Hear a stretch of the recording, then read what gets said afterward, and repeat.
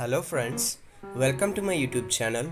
In this video, I'll be guiding you how to stop receiving annoying ads on your Redmi smartphones by following simple methods. If you found anything helpful in this video, please don't forget to subscribe to my channel, like, share and comment, and also don't forget to press the bell icon. So without wasting any time, let's get started.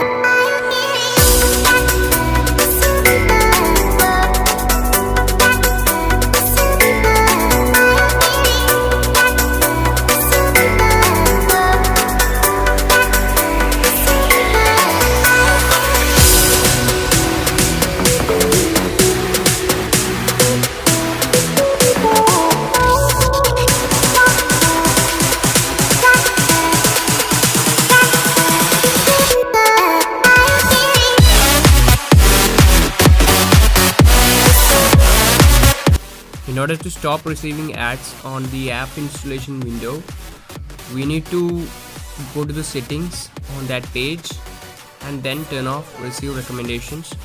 And for that, I'll install an app and show you how to do that step.